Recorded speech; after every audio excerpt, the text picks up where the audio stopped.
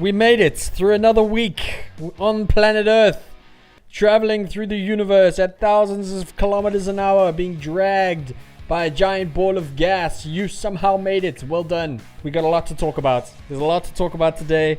What is going on with P. Diddy? I have no idea.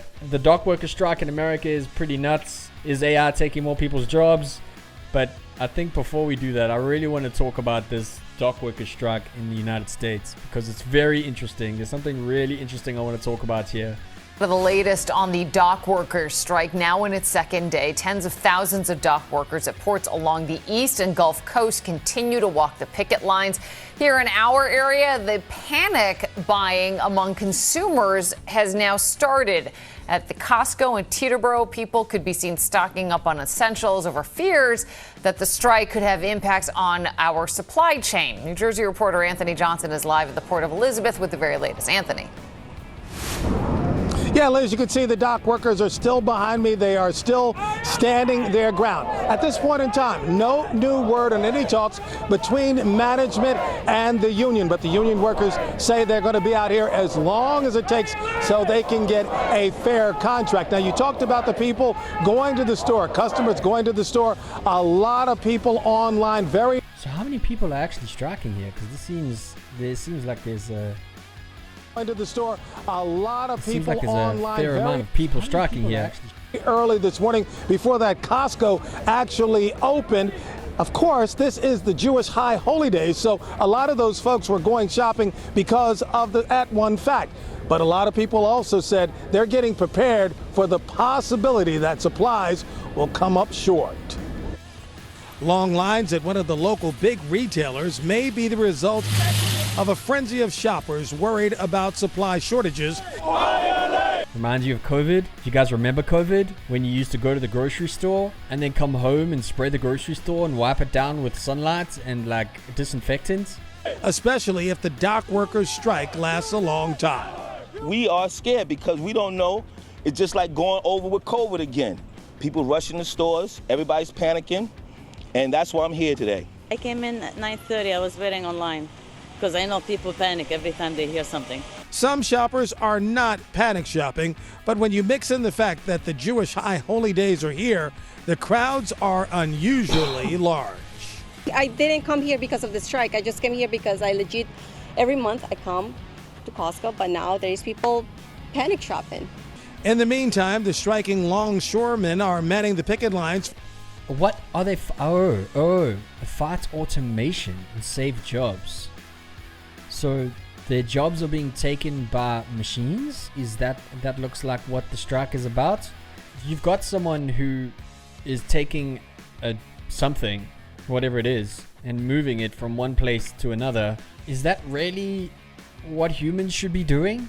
Should we not be automating those jobs in order to get humans to do better things, do better jobs, get smarter?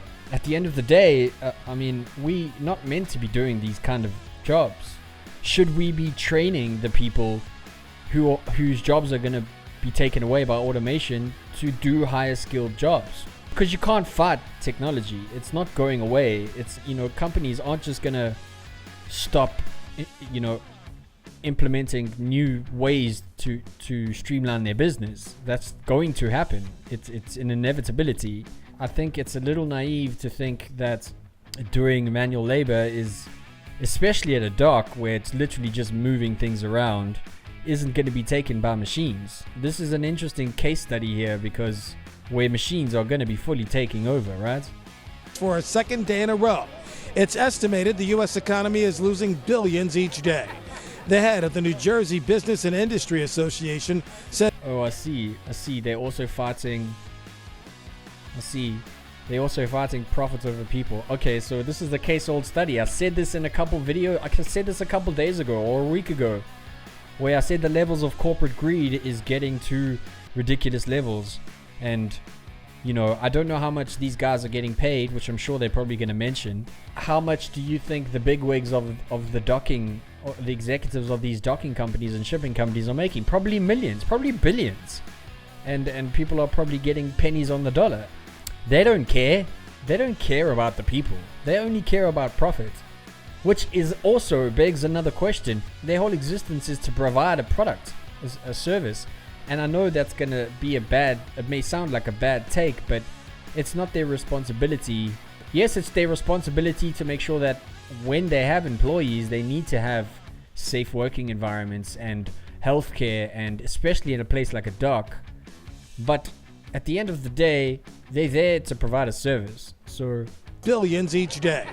The head of the New Jersey Business and Industry Association says this strike could hit small businesses in the state hard and fast. The small business, they could get shut down quickly because they are relying upon those things coming in on a regular basis to actually fund 100%, to build 100% of what they're putting out by way of a product. This graph from the New York Waterfront Commission from 2019 to 2020 shows the salaries of... These are workers. Okay, so this is what we're looking at. Below 25,000. This is obviously annual, right? Longshore annual. $350,000 a year? 570 people are earning $250,000 a year working at a dock. That's a lot of money. Quick calculation, 17 rand, 250,000 United States dollars. $250,000 is fucking hell. That's a lot of money. Of dock workers in our region, with some making hefty salaries. But workers say the numbers don't reflect the dangers of the job or take into account their work during COVID. A technology expert says if the walkout persists, some popular holiday presents may not be in stock because of a semiconductor shortage. Many of those are shipped from overseas. This will determine whether or not there's a good holiday and a strong economy, or a recession and Scrooge coming along and holding back the gifts that consumers love. Yeah, once again, you saw that graph there showing the salaries of dock workers. Holiday and a strong economy, or a recession, determine whether or not there's a good holiday and because of a semiconductor shortage. Many of those are shipped from overseas. Can you hear the language that a CEO uses? this will determine whether This is the CEO. or not there's a good holiday and a strong economy, or a recession and Scrooge coming along and holding back the gifts that consumers love. We need to make money. What are you doing? Get shit back online. We need to do this, right? Yeah, once again, you saw that graph there showing the salaries of dock workers here in the New York, New Jersey metropolitan area, but that does not reflect dock workers in other places. Remember, this strike goes all the way from Maine down to Texas, and hearing from the ILA yesterday, they say some of their workers in some of those other ports make just over the minimum wage. So a fair contract is vital for them and their family. That is super interesting. I mean, automation is 100% just gonna take jobs, and how do we protect about that? If you eliminate a large portion of the workforce, let's just take the dock workers for example. Let's say you've got 5,000 dock workers. Okay, let's say more. Let's say you got 25,000 dock workers, and now you replace all of them with machines. What do those people do? Where do they go? How do you transition those people into other jobs if all they've ever known is lifting stuff left to right? It's quite a scary prospect to think where the future will be, for humans and automation. We have to find a middle ground. We can automate jobs but not completely destroy everyone else's life, because also at the end of the day, if you remove people from the economy, how does the economy make money? How do these corporations make money if no one can afford to buy the goods that they are trying to peddle to us? Right? You're just seeing profits now and looking at your bottom line, which I think is a major problem for a lot of the corporates out there at the moment. It's quite crazy.